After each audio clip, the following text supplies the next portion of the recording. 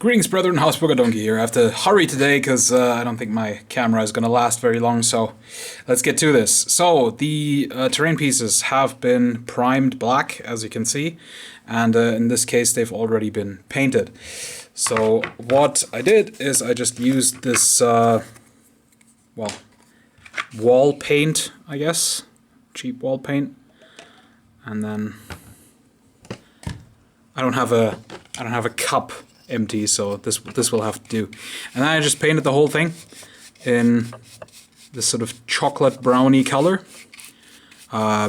Any sort of dark brown color will do, really. I just like using this stuff because it's incredibly cheap. You can buy a bottle of that sort of wall paint for, I don't know what I spent, like €6 maybe, and that'll paint a lot of terrain, and it'll be just fine. It's not great for miniatures, obviously, but for something as rough as terrain, it's plenty. I used way too much paint. That's okay. We'll just get it into everything. Make sure that it's totally covered.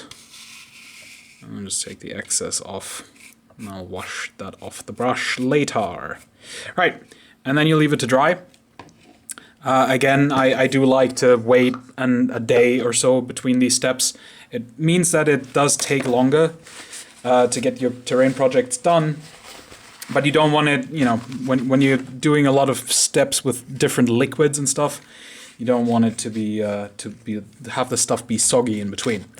Then on all the pieces that had rocks, I painted the rocks with Vallejo model color light gray. And I let that dry a little bit, and then I doused all of these terrain pieces in my homemade wash. I will make a video on how to make these, but I'm kind of working off the recipe that I found from other YouTube videos. So it's basically half and half distilled water and matte medium, and then a few other things in there, and acrylic ink. So I have a brown and a black, and I mix these two 50-50 to come up with this sort of dark brown wash. As you can see, this is already washed.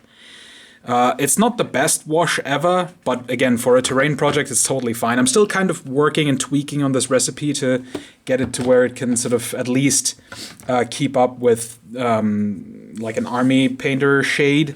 I don't think it will ever probably completely compare to Agrax Earthshade. That stuff is pretty great, but oh well, it's good enough for terrain. And then now what we're going to do is we're going to dry brush over that with one of my new favorite paints, Light Mud from the Panzer Aces series. I don't think this is the exact paint I used last time to dry brush my terrain pieces, but it's what I'm going to use this time. And you'll be able to see immediately. Let me just get some paint. Rub it into the paper. And we just go over it, just to give it a little bit of a dirty highlight. And you'll see I'm not putting nearly as much work into these terrain pieces with the dry brushing and washing and stuff as I do with the bases on my miniatures.